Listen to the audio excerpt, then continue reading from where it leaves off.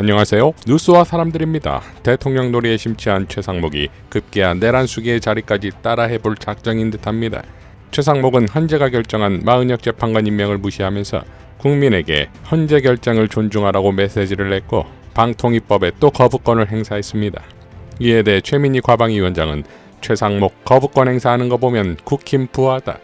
무슨 방통위 설치법 개정안 같은 상식적 디테일에 거부권씩이나 쓰냐, 쪼잔하다 라고 일갈했고, 김필성 변호사는 제가 최근 여러 번 말했는데 저들이 말하는 법치는 우리가 아는 그 법치가 아닙니다. 저들은 개돼지들에게 적용되는 법과 자신들에게 적용되는 법이 다르다고 생각하고 우리 마음대로 하는 것이 법이다 라는 생각이 저들의 법치입니다. 그러니까 헌법에 규정된 헌재 결정도 무시하면서 저런 소리를 아무렇지 않게 할 수 있는 겁니다. 자, 이러니 박찬대 원대의 마지막 경고가 나왔습니다. 윤석열의 헌정 파괴로 인해 위기가 지속되고 있는데 위기를 수습하기는커녕 오히려 내란 수계의 체포 방해와 내란 수사 특검 거부, 명태균 특검 거부로 내란 수사를 방해하고 헌재 결정과 현행법을 무시하며 혼란을 키웠습니다. 헌법 수호에 막중한 책무를 져버리고 헌정 질서를 유린한 책임을 더 이상 묵과하기 어렵습니다. 참을 만큼 참았고 기다릴 만큼 기다렸습니다.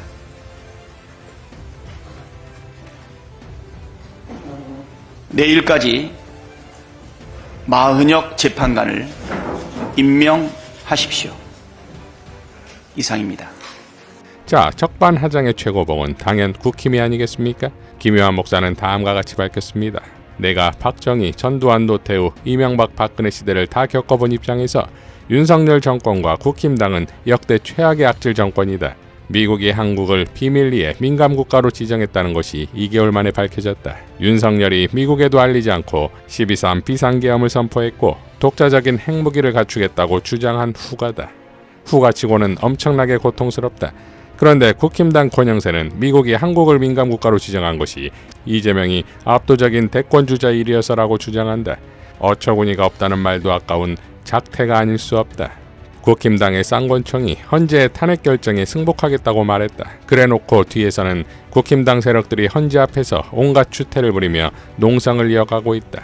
정광훈, 손연보, 김진홍 같은 이들을 필두로 한 구구 개신교 세력이 아스팔트 구구 세력을 선동하며 연일 정치 집회를 주도하고 있다.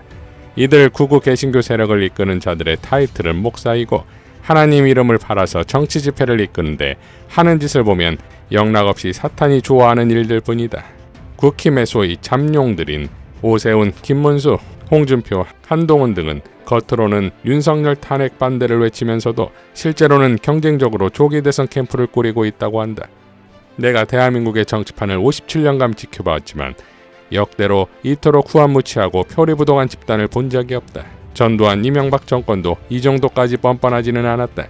참으로 양심불량의 저질 인격인 집단이다. 이런 작것들이 지금 대한민국의 집권여당 세력이란다. 실로 통탄하고 또 통탄할 일이다. 이제부터 국힘당을 극혐당이라고 불러도 무방하겠다. 자, 이러니 대한민국에 존재할 이유가 없는 정당인 것이고 이러니 박홍근의 정당 개정안에 발끈하는 거 아니겠습니까? 예를 들어서 내란죄와 외환죄로 대통령이 파면되거나 또는 형이 확정된 경우에는 그 대통령이 속한 정당에게 책임을 물은 게 이게 연좌제입니까? 그렇죠. 이걸 가지고 지금 다들 윤상현부터 저를 막 공격하던데 납득되지 않아요. 보세요. 과거에 통합진보당 같은 경우는 당대표도 아니에요. 네. 당내 일부 구성원들이 그런 모의 혐의를 했다는 것만으로도 헌법재판소가 정당 해산을 결정을 해버려요. 그렇죠. 그런데 이것은 자기들이 대통령을 만들어요. 그리고 나서 지금은 공동으로 국정을 운영해요. 네. 지금도 1호 당원이에요. 네. 이 중차대한 그런 영향력을 절대적으로 행사하고 있는 사람이 있는 정당인데 파면됐고 또 나중에 내란죄로 최종 형이 확정됐는데 그렇죠. 우리는 아무 책임 없어요. 그냥 국민들에게 고개 한번 숙이면 끝입니까? 선거에서 우리가 알아서 심판받으면 되죠. 이러면 되는 거예요.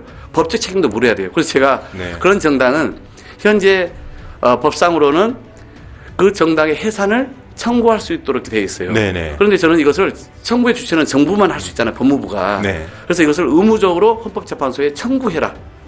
그러면 이제 헌법재판소가 이제 최종적인 판단을 할 거 아닙니까? 네. 그리고 그 파면되거나 형이 확정된 이후에 처음 있는 선거, 전국 선거에 네. 후보 내지 마라. 그렇게 책임을 물어야 되는 거 아니에요? 그래야 다시는 이런 내란 같은 네. 국가적 정말 이 황당무계하고 절대 있어서는 안 될 일들이 반복하지 않죠. 박홍근 의원은 또 다음과 같이 밝혔습니다. 제가 대통령이 내란, 외환죄로 파면되거나 형이 확정된 경우 정부가 소속 정당의 해산 심판을 정부가 즉각 청구해야 하고 직후 전국선거 후보자 추천을 제한하는 정당법 개정안을 발의하게 된 이유는 분명합니다. 법률안을 준비하면서 당연히 있어야 할 법이 왜 없을까라고 생각해봤는데 21세기 민주주의 선진국 대한민국에서 대통령이 내란을 벌이는 건 최소한의 상식을 갖춘 사람이라면 상상조차 하기 어려운 일이기 때문입니다. 하지만 실제 내란이 벌어졌고 집권여당 국민의힘의 의원 대부분은 자기들이 배출했지만 내란 수괴가 되어버린 대통령을 100일 넘도록 옹호 비판만 하고 있습니다. 당연히 국힘이 반발할 거라고 예상은 했습니다. 하지만 반발의 방향이 엉뚱합니다. 정치적 책임으로 족하다, 법적 책임은 과하다식의 과잉입법이라고 반발할 줄 알았는데 엉뚱하게도 연좌제를 들고 나왔습니다. 연좌제는 안 된다는 논리면에는 윤석열은 죄가 있다는 것 아닙니까? 그리고 여전히 윤석열을 옹호 비호하며 반헌법 범죄를 선동하고 있는 윤상현, 나경원 의원 등이 죄가 없다고 할 수 있습니까? 윤석열이 국민 주권을 훔치려다 실패한 도둑이라면 윤상현, 나경원 의원 등은 그 도둑을 그나마 훔친 구구 지지를 챙기려는 작물나비 아닙니까? 내란 이후 지금까지 저는 국힘이 윤석열과 재발연을 끊으라고 거듭 주장해왔습니다. 파면을 예감한 지도부는 애매하게나마 윤석열과 선을 긋는 것 같지만 파면 이후 정치 생명 연장을 노리는 의원 다수는 변화가 없습니다. 눈앞에 정치적 이익이 아니라 상식과 양심의 소리에 귀를 기울여 내란 세력과 철저히 연을 끊어야 정당 해산 청구와 국민 심판 앞에서 그나마 참작된다는 것을 잊지 말기를 바랍니다. 자, 결국 이것의 모든 시작은 헌재의 파면 결정인 것인데 선거 날짜조차 나오지 않고 있습니다. 이재명 대표는 다음과 같이 밝혔습니다. 대통령 파면 신속 선고를 요구하며 단식 8일째인 민영배 의원이 쓰러져 병원으로 이송됐습니다. 민 의원님의 쾌유를 빕니다. 간밤에 몰아친 추위에 광주당원 동지의 비보까지 접하셨을 것을 떠올리니 안타깝습니다. 헌재 선고가 납득할 만한 이유 없이 지연되며 많은 국민들께서 잠들지 못하고 계십니다. 해외에서도 대한민국의 혼란상을 불안한 시선으로 바라보고 있고 성장률도 폭락하고 있습니다. 헌재가 박성재 장관 탄핵심판 변론까지 시작하며 대통령 탄핵심판 선고를 늦추고 있는 것을 어느 국민이 납득하실지 의문입니다. 대통령 탄핵 최우선 심리를 말하던 헌재가 다른 사건 심리까지 시작하며 선고를 지연하는 것은 쉽게 이해되지 않습니다. 하루라도 빨리 국정 혼란을 끝내야 합니다. 국민께서 풍찬노숙하지 않고 이제 마음 편히 잠드실 수 있도록 더 이상 곡기 끊는 분들 목숨을 잃는 일이 나오지 않도록 신속한 파면 선고를 요청드립니다. 자, 헌재는 이것이 마지막 기회임을 명심하길 바랍니다. 이상 뉴스와 사람들이었습니다. 시청해 주셔서 감사드립니다.